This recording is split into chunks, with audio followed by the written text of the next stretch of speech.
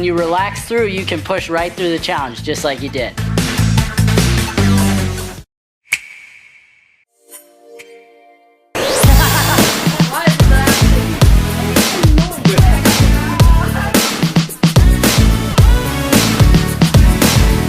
here's the deal, if you don't get to the why, you're gonna be lost. What am I supposed to be trying to say?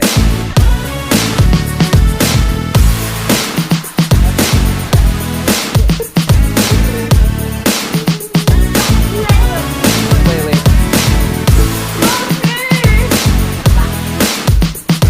Right up. I want you to be selfless right now. 1, 2, 3.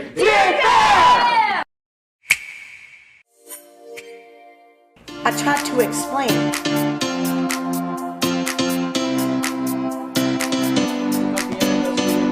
I don't want you to think about getting through the monologue.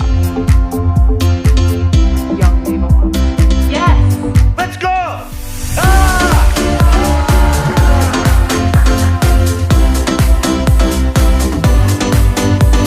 Because my job isn't to work the monologue. My job is to work on you.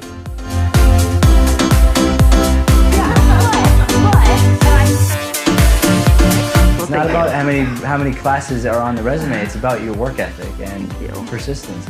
Who's further along than they were when they walked in the room?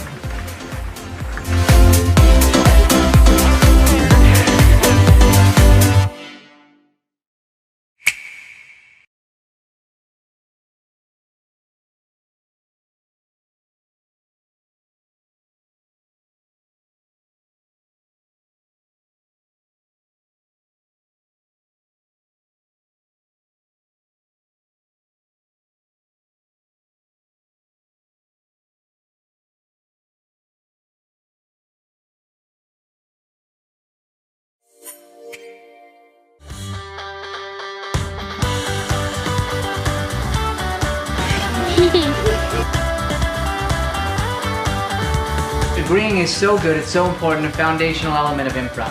I am Amelia Jones.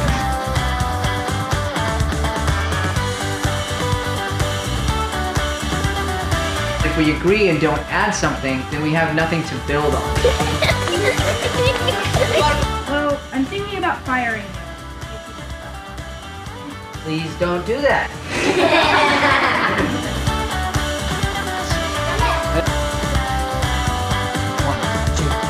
Characters!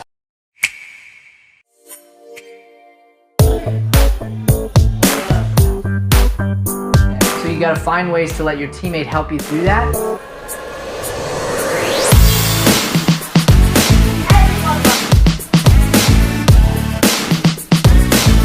Again, but the truth is, if we can't stay in character, it doesn't matter how good your characters are, we're gonna stop caring.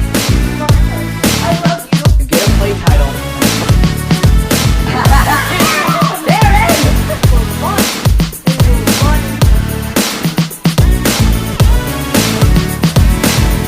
If you can apply this both to improv and life, your improv is gonna be better than ever, and your relationships are gonna be better than ever.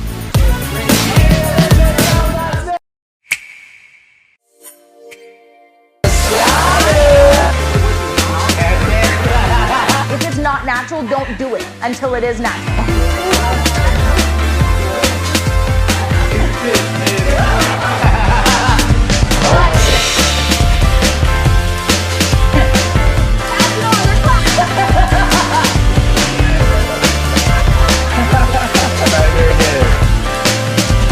That was 100% the right choice. The moment you realize you're stuck for a sec, stop and literally take a breath. You have to react to that from his point of view as honestly as possible. 1, 2, 3.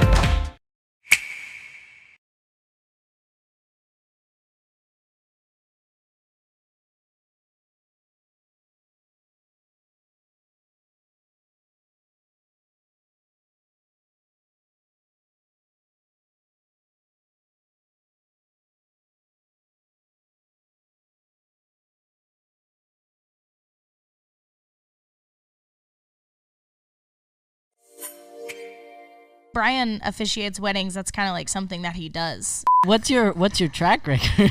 Like still married? Yeah, like who stays together? Like 1 in 4? That's a losing Reverse. record there, bud. Hurtful.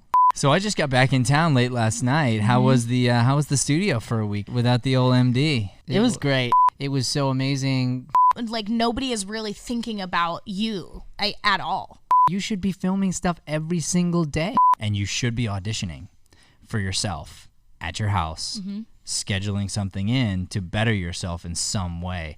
It's just always, it goes back to that, okay, you've got these great couple days, you've got these great auditions, you turned in that great paper, now what are you going to do on the 4th day?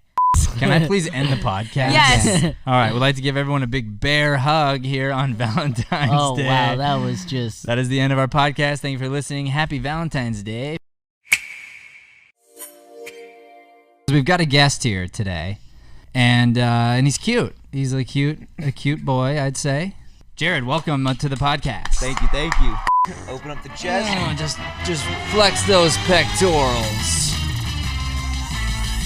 Well, we're not talking about anything yet, actually. We're trying to get there. I love your Instagram videos. You can find Jared at Jared Mishlove. Optimal Gains. Yeah, it's Optimal Gains, baby. He said it like that. Optimal gains. Optimal gains! Yeah, that's more like it. I like how Joey said it. I am constantly analyzing how you guys teach and figuring out how I can implement those principles into my training with my clients, because I just envy it so much. I leave every single class here feeling like I learned something new. If you don't have fingers, is there any other thing other than pull-ups maybe? That you can Stop do making to excuses and get up on the pull-up bar. You can't be a master of all.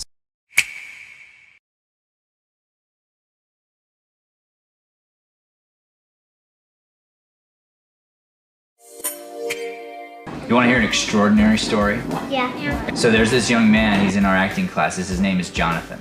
And Jonathan has a very rare disease where he's been in a wheelchair his entire life and he has very little control over his body and he has to be in this big old wheelchair. Jonathan's been in there his whole life, but he doesn't complain. It's like the craziest thing, he doesn't complain. His why for doing this is so important, and this is what we teach, is the whole personal development side of this thing. It's like, why are you here? My why is to show people, whether they're in chairs or not, that you can do anything you want to do if you work hard enough. And I said, dude, that's a strong why. I'm gonna help you with that and we are gonna get there, I promise you. Now what's special about Jonathan is Jonathan wants to be an actor. He's a student here. He wants to be an actor and he found us about a year ago. And I said, Jonathan, you really want to be an actor? He said, yeah. I just want to glorify God too, because He's the reason I'm here. He's the reason we're all here, so. He was born with cerebral palsy and he didn't get to see him on TV, and he's like, we are underserved and we're underrepresented and I want to represent us. And I said, okay, you really want to be an actor? He says, yeah. And I said, okay, that means I'm going to challenge you. I'm going to push you. He says, okay. So what do? We work hard. He does the memorizing. Is it harder for him than it is for you? It's harder for him than it is for you, but he does the work. We had a casting today for a big commercial. Jonathan came in for the callback. Guess who got the commercial?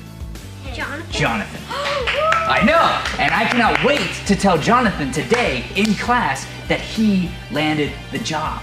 And here he is, man, first commercial.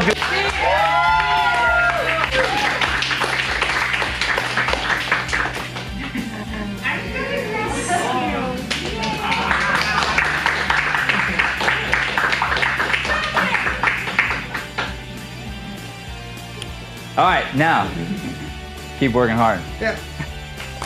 Woo!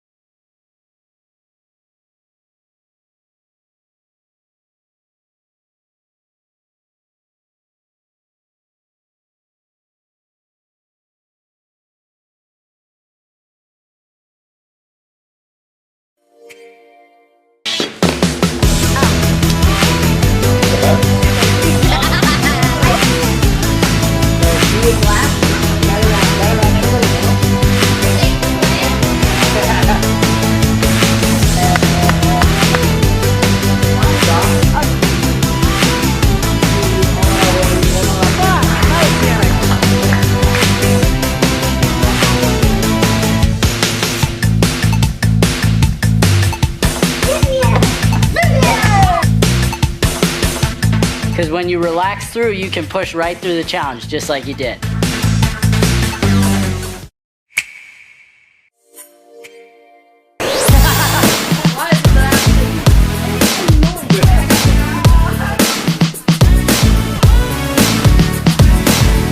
here's the deal.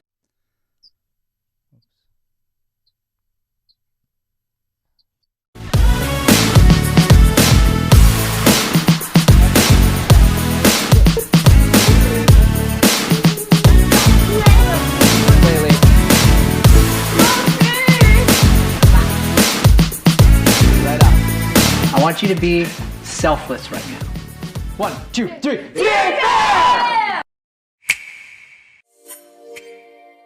I tried to explain.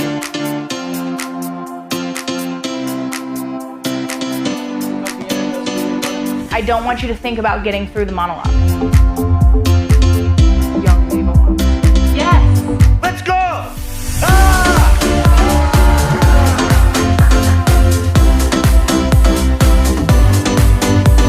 Because my job isn't to work the monologue. My job is to work on you.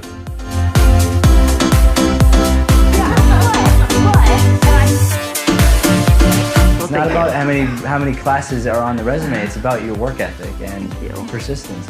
Who's further along than they were when they walked in the room?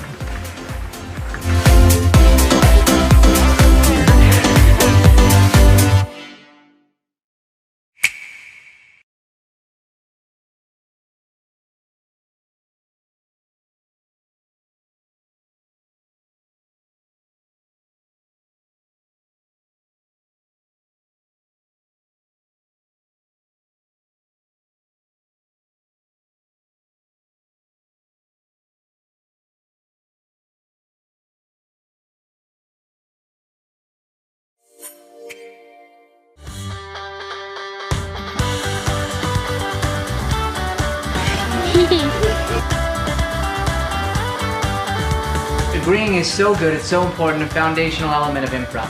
I am Amelia Jersey.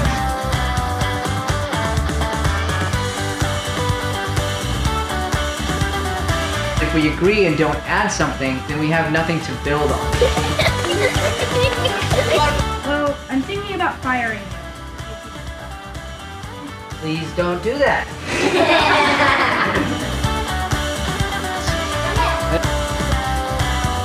One, 2, 3. Characters!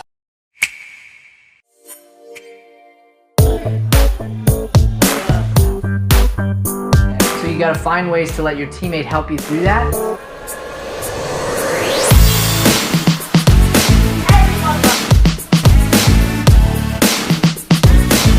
Again, but the truth is, if we can't stay in character, it doesn't matter how good your characters are, we're gonna stop caring. I love you. Get a play title. There it is.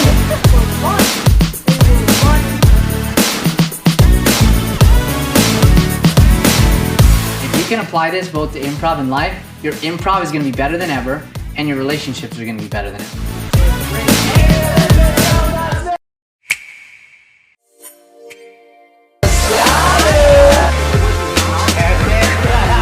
If it's not natural, don't do it until it is natural.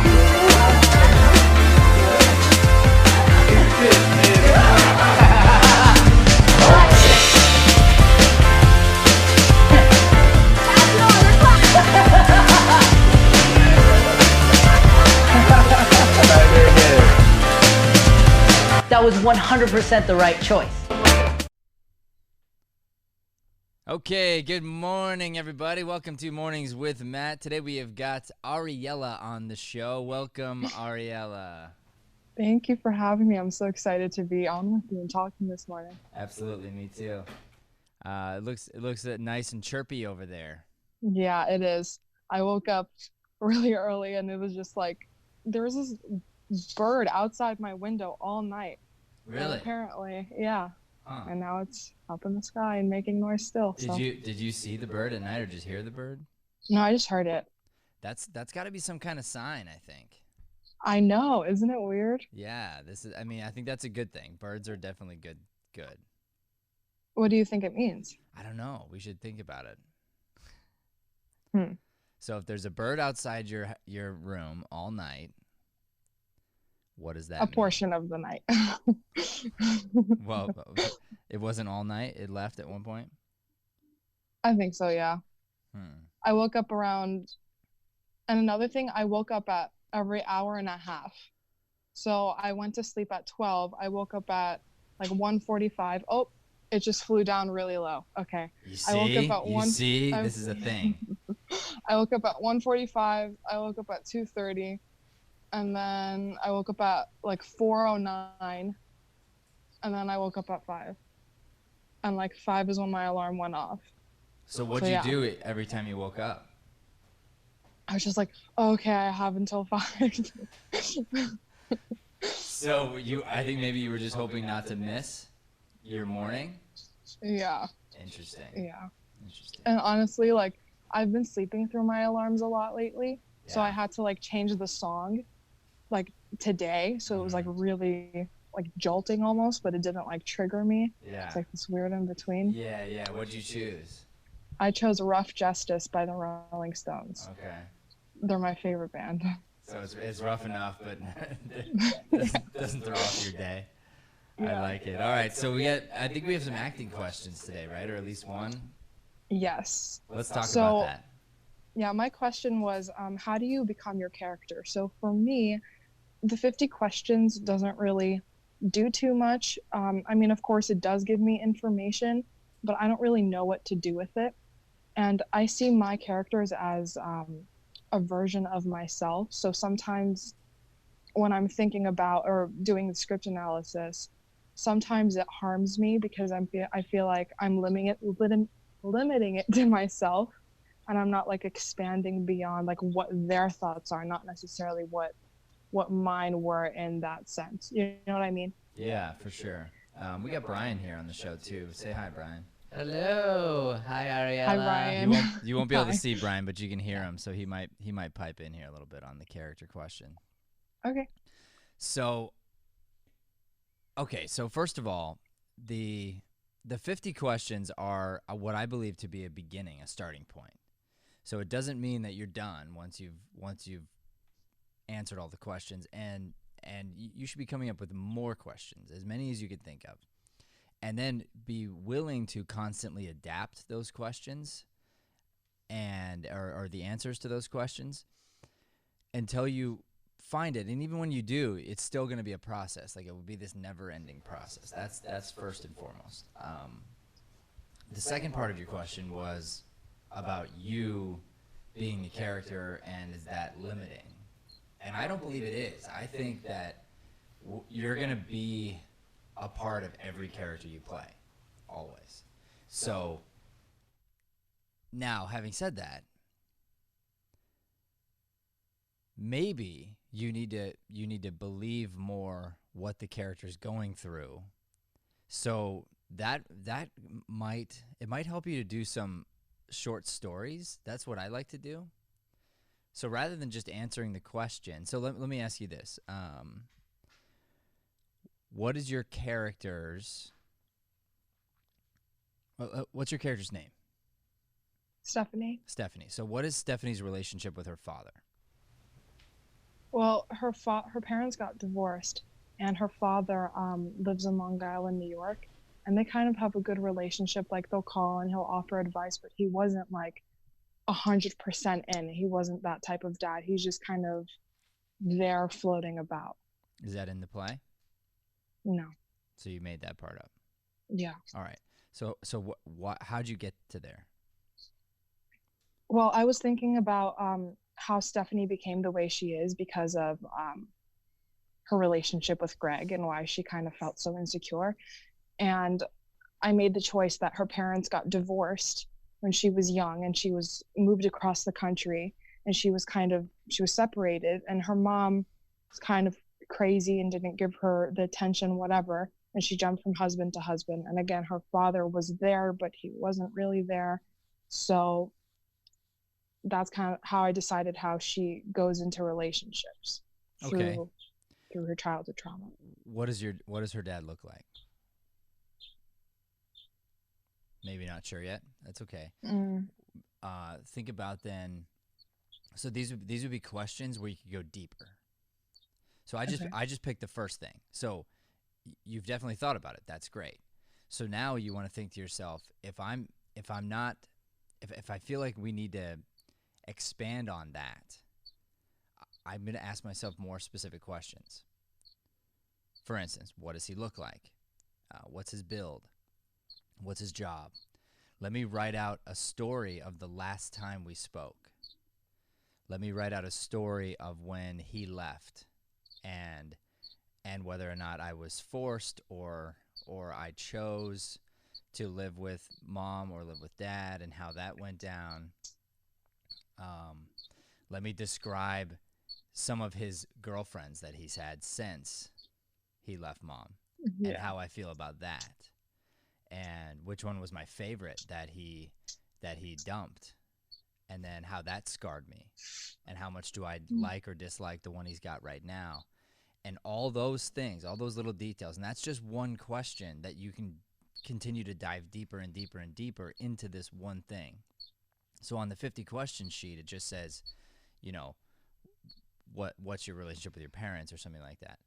So you can take that question and then you can expand on it and expand on it, expand on it till you find something. And what I'm usually going for is some sort of a key to a line that I have to say or get to say. So if she said something like, "You don't know me," or something like that, I would go and go, what does that mean? What is she referring to? And let me go deep, not just surface, but like way deep into her past. So she has this stuff with Greg, just like you said, and she's dealing with all these emotions. And when you start to find lines or you find triggers when she's super upset, it's interesting because every fight that we humans have, usually it doesn't really make sense without context. So for her, you're going to paint all this context underneath. And she has a temper on her. She calls the cops. She gets the cops called on her because she's so aggressive with him. So again, looking into very specific storylines that justify that. And a lot of times it's a fight for survival. So Steph is working through her own version of surviving and trying to find love and doing her best job at that. And that's how I would go deeper into that. So here's your character. That's the inside out. Then outside in, you need to find what I like to start with an animal, but what physicality does she have? And let me start to work that from the outside in. Now, let's take Brian's story here. So Brian, as we know, he has this immune disease, and for instance, right now, I don't know if you saw yesterday's episode, but right now Brian's going through this new form of his illness, and he's fighting some things, and he's got to be in the hospital almost every day just getting a treatment done. And then he still shows up and he's trying to have a good attitude and still connect with people and all that. And so I could play a character of Brian, but it's still going to be me. But I have to tell myself the story. I have to figure out how to physicalize his pain, how to physicalize what's going on the inside so that I can pretend like I don't feel it on the outside. So I can try to put on my best happy face, smiley face, and like, hey, I'm awake, but really, from what I hear, it feels like he's going through chemo, and yet he wants to find a way to show up. So if I were to play that character, what do I have to go through in my mind to create that physically? And then I have to go, well, why? What's his deal? Like this Brian character, why is he still showing up? Why doesn't he just sit at home and rest and like I don't get it. So then I got to go into that backstory, and I got to figure out why is he even here? What would cause me who I am to do that, to still show up. So what I try to do is I paint myself into the shoes of my character, and I tell myself stories until it really makes sense for me that I would indeed do that thing. Because we are all capable, I believe, of every emotion. We are all capable of every sin. We are all, as human beings, capable of becoming something underneath the right circumstances. Yeah. So, okay, you said something, or you said you try to paint like what would make you as Matt do, show up every day as Brian. Right. Now, what in the case where, let's say I'm playing like a serial killer and I cannot justify me killing somebody, or I can't justify their actions, what do I do? You've probably, in that case, and it depends on the role, but you've probably got to give yourself some sort of a mental illness, which is probably accurate. So I played a character here at the studio. It's a dark Irish comedy, and it wasn't shown in the play, but it was discussed in the play that my character killed his father with a shotgun, point blank range. His dad, in his own living room, killed him. Then got away with it. His brother covered it up because his brother was selfish and wanted all the insurance money. Oof. That I did. Okay, so I had to find a way to still love my character and justify that me, Matt, would be capable of doing that. So I had to go back, way back, and say, okay, where are these guys growing up? First of all, what's their origin? And they're in this really super small town in Ireland. And I'm talking small. So there's, probably less than 50 people live in the town. And the next closest town is going to be like a half-day drive. So you never go anywhere or do anything. There isn't a dedicated law enforcement in the town. So people tend to do things and get away with things, and by the time the cops show up, the town sort of has figured out a way to keep going, and sort of nobody cares in the one sense because they'd be worried about losing somebody as long as you're not like a total bad person. So then I'm going, okay, so why is the town okay with this? All right, I got to kind of figure that out to myself. And then back into my character. Okay, so how do I make myself capable of murder? So I go back to the specifics with my dad. And my character's dad was very abusive. Well, why? Well, he was already an alcoholic. He became a raging alcoholic. And this was actually proven in the play because he like runs around and talks crazy to nuns. It's like a throwaway line. But I took that and I was like, ooh, I'm gonna make him crazy. So my dad used to abuse me. And it was more like drunken hitting and neglect and things like that. Well, ever since my character's mom passed away, it's just been sort of torture a little bit. But we had family, we were together. In this town, there's no way out. My only option is to go home. I'm a drunk too. These things are adding up now. Finally get to the reason he kills his dad, and this is in the play, was his dad made fun of his hairstyle. Okay, right. So I'm going, that's a challenge. So I go backwards, and I go back to my mom, and I was very young when she died. This is my backstory. I was very young when she died. The last memory I have of her was her cutting and styling my hair. It makes me emotional thinking about it. And so we were in the kitchen, and she was styling my hair, and she did it this very particular way. And so since then, I've been doing that. Well, my dad's been abusing me and abusing my brother, and I guess trying his best in his own way, but he was crazy, like legit crazy. The whole town knew it. And so that night, we were all drunk, really drunk. He was beating me and yelling and this and that and doing what he normally does, craziness. and he says something nasty and says something nasty and says something nasty.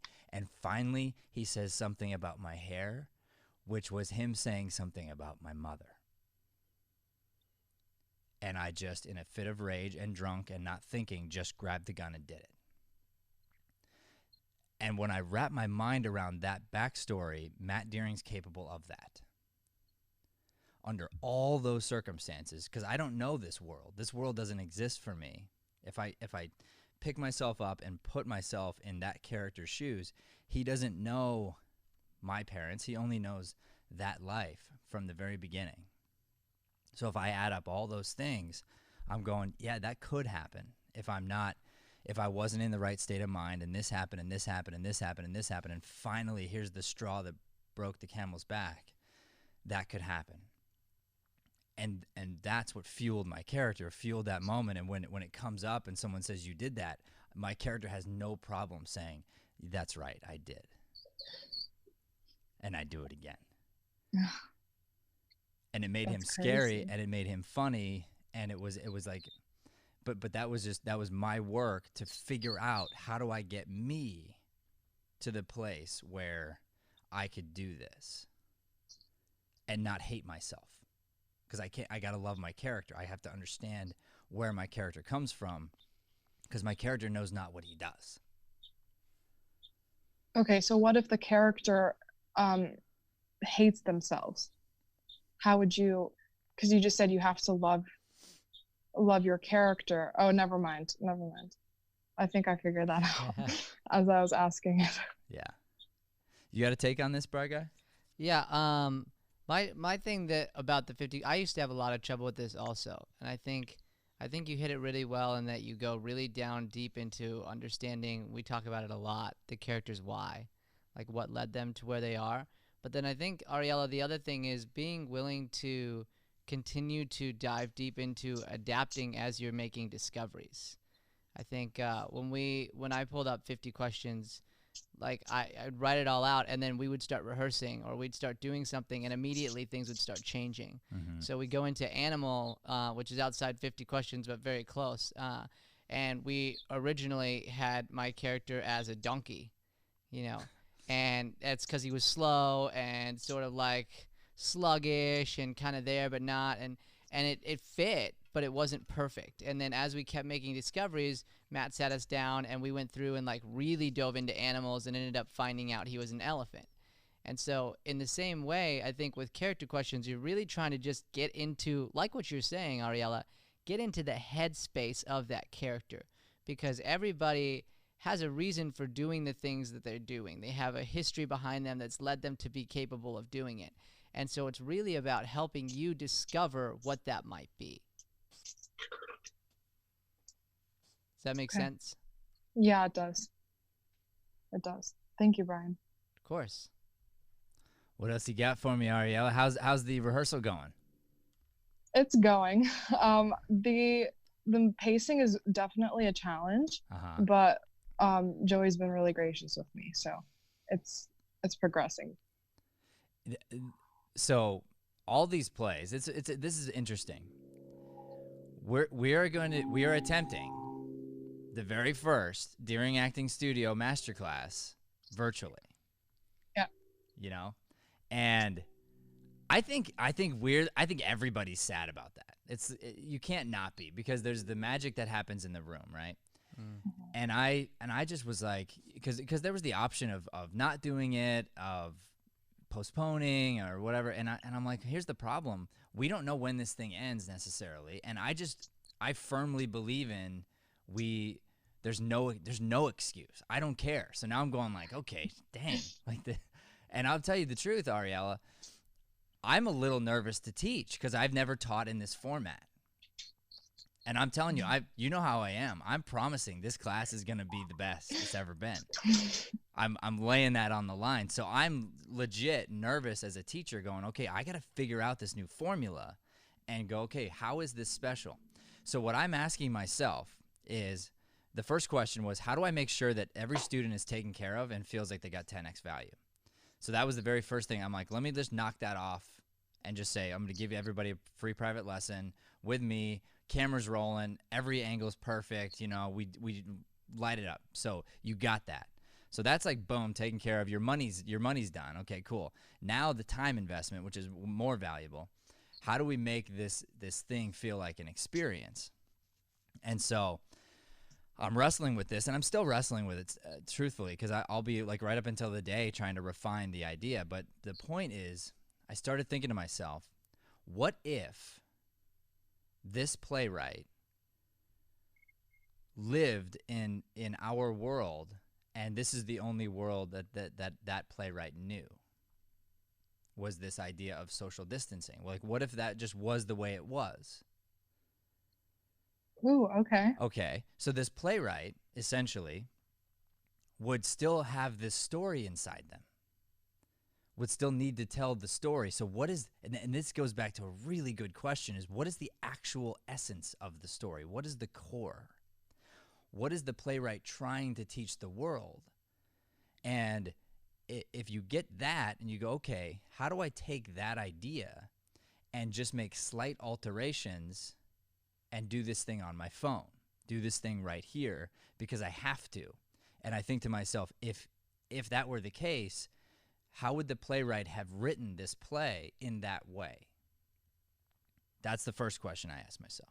Second question I asked myself was, as a teacher, what are the unique challenges that this format brings up? What type of focus do I have to have that's different? What type of technical skills do I have to sort of master and work through, and how do I need to listen at a different level and have a new sense of patience, etc.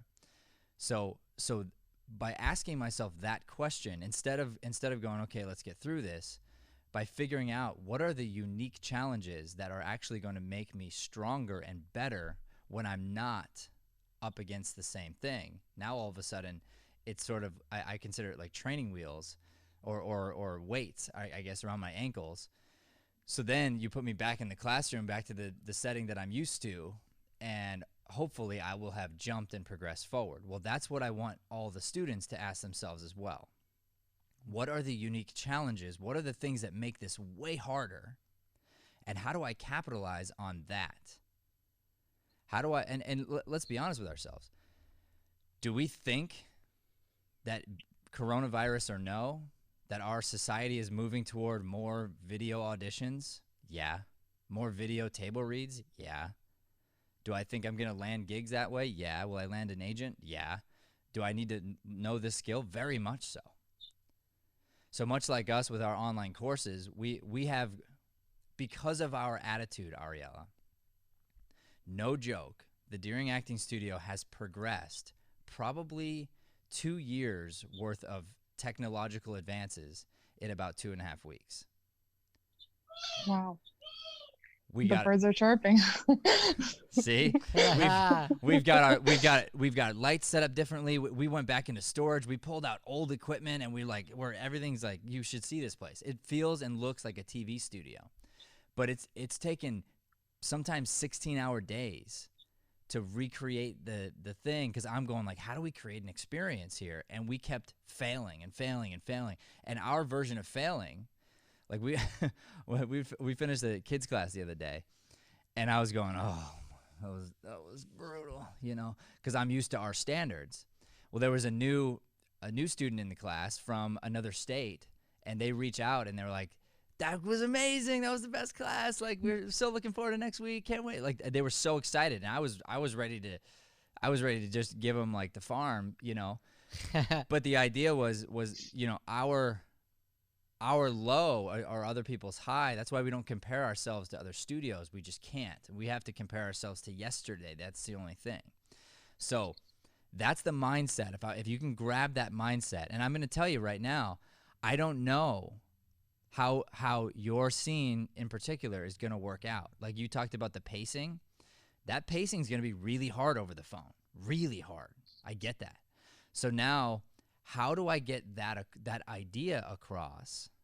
Whereas maybe we can't talk over each other in the same way that we could in person, but we definitely still can interrupt in ways. How does that look? How does it translate to the phone? Because this needs to be it's got to be a scene that gets the same feeling across. So you're an artist. You are creating something that is supposed to be entertaining. It is supposed to be moving. It is supposed to connect with people. And you have a responsibility to do that no matter what the circumstance. No matter if there's an audience here or 1,000 people watching online, and you're seeing celebrities do it all the time right now. They're going like, oh, we're gonna put up this dance thing. We're gonna be doing sketch. I just saw something yesterday. I guess Tom Hanks hosted SNL from his own home. Yeah. Did you hear this on Saturday? Mm-hmm. That's very cool. Really cool. So he did the opening monologue from his house and hosted SNL from there, and they did sketches over the phone. And is that ideal? No, like not at all. But it creates these brand new challenges where now if we ever wanted to do a sketch later, we're gonna figure out how to do a sketch where we want to be over the phone. That's a new skill all these actors have, because they said, you know what, I'm not going to say no to this. I'm going to say yes, and I'm going to find how to grow and push through it, basically. So I'm proud of you. That's pretty cool. I'm proud of you for powering through, and I'm proud of everyone who's powering through it in the class. And that's my promise is we're all going to grow. And either way, you're going to get your money's worth, because I'm going to totally hook you up afterward. But there's going to be a way that this becomes such a unique experience that we'll look back on it and we'll go, remember the coronavirus masterclass? Yeah. That was crazy. Remember the time we didn't even stop for that? Like, we don't stop for anything. Yeah. And That's once you're there up here, it's a game changer.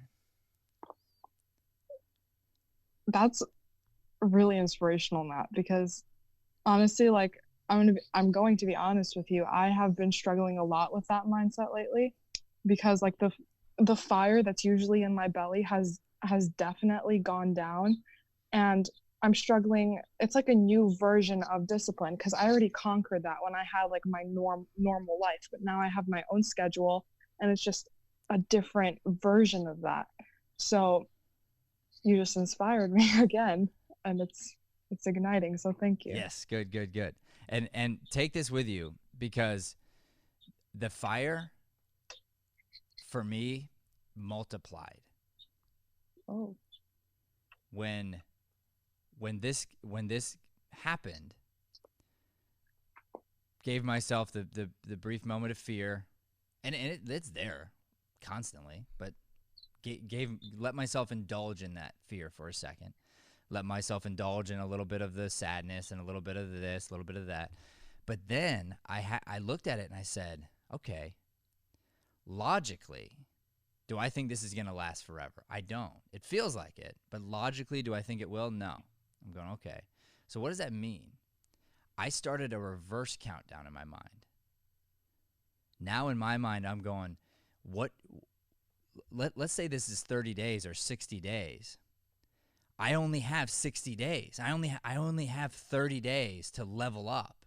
I only have 30 days to go grab it right now, while everyone else is fearful. So it just caused me to get up and go like, dude, you got to grind like you've never grinded before, because this is a crazy opportunity. Yeah. Right? That's crazy. Yeah, I totally agree. I think, honestly, it felt like everybody needed a break, and it was just like a collective manifestation, and then it was like, boom, it happened. Yeah. And then another crazy thing is, you know, my mom is a nurse, and she's working with COVID patients, and you know, she's coming home every day, and she's like, you know, this person died and this person died, and yeah. And I've been reading the Torah or the Bible, and I read this verse yesterday, and it said, when Noah came off of the ark, God told him, you know, like, now you are allowed to eat meat. You know, Adam didn't have that right. Now, the generations after you guys can eat meat, but you are not allowed to spill your own blood. You do not have the right to kill yourself. So I was like, okay. So I read the little interpretation of it, because, you know, like, sages would comment on it, and the comment said something along the lines of, God owns your life. it is not yours to take. So I thought about it and I wrestled with it because, you know, I've been depressed, I've been upset, and, you know, it's been a thought in my mind, and I was like, how could that be possible? Like, if people are so upset that they're killing themselves, why, you know what I mean? Like, I wrestled with it a little bit, but then I realized, like, if you are so depressed that you want to kill yourself, then that is something that your soul needs to struggle with, and it needs to learn. That is why you have the circumstances that you have right now, to learn from them. So I kind of realized that, and I talked to my mom, and again, it was the same thing, like, oh, these people died. And I told her that. I said, Mom, it's not really our choice. Like, if God wants us gone, he'll take us. But right now, all these people that are dying, even though they're young and even though they're parents, like, there's a reason why they're dying. And I told her, like, me or Aaron could die tomorrow. Aaron's my little brother. And I just want you to know, like, there'll be a reason. Yeah. And, like, with this whole coronavirus, like, my mom, it's really made me open up as far as, like, loving people. You know what I mean? Yeah. I don't know where that came from, but I guess it had to come out. Yeah. No, it's a big deal. I mean, what you're saying is so accurate. And see, this goes back to that 30-day thing, the 60-day thing, where I completely agree with you. I mean, people die from getting struck by lightning. They're walking around and they get struck by lightning and they die. That happens. So if that happens, it's exactly what you're saying. I think the idea is, like, you can't take your life if you've already given it over. I can't give something that was never mine in the first place. So then things become a little easier. Like, this is not my microphone. I mean, it could be taken from me at any time. You know, it's not my wife. These are not my kids. And once you release the ownership and you say, okay, not even my own life is my own, there's a sense of freedom that comes with that. And responsibility, but a sense of freedom where I don't have to be, I am free of fear is what it is. I can open myself up to the possibilities. And am I going to experience fear? Yes, but ideally through faith. And I think that's what's so strong in me right now and in a lot of people. And it's a wake up call. I mean, that's what's happening right now. And did people need a break? They did. But what did they need a break from? And that's the question. Because people didn't need to just stop. They definitely didn't need to watch more Netflix. Like that's not what they needed. If people say, "Oh, we needed a break," I think a lot of people needed a break from the same, from the rat race, from being in this thing, and maybe opening their eyes to, wow, there's a lot more out there. There's a lot of things a lot of different ways of doing things, and it's probably a good idea I start asking questions. Maybe we needed that. I don't know. But yeah, I mean, there's no explanation. So we have to have just an unwielding faith, and that's the only thing that can get you through this or any other major crisis, and hopefully a lot of people are drawn to God during this time. That would be really, really great. That would be. Yeah. All right. Well, I'm going to let you get back to the birds a chirping and get you rehearsing, I'm sure, with your scene partner at some point today. I look forward to class. It's going to be a lot of fun. We are going to make a memory, for good or for bad. This masterclass is going to be unique. It is going to be maybe, hopefully, once in a lifetime that we do it in this way. And you are a part of a very select group of people who are leveling up, who are finding a way to make this magical during this time. And if you focus on that and I focus on that, we're going to find a way to create something that we will never forget the rest of our lives. That's the goal. I know, isn't it? It's crazy. Thank you, Matt. I really appreciate you. Absolutely. It was great talking to you. Yeah. Bye, guys. Okay, everyone, thank you for watching. This was Mornings with Matt. I am here every morning at 7 a.m. Very excited to have you check in with the show every day. Please don't forget to like, subscribe to the page, and we will be here tomorrow morning.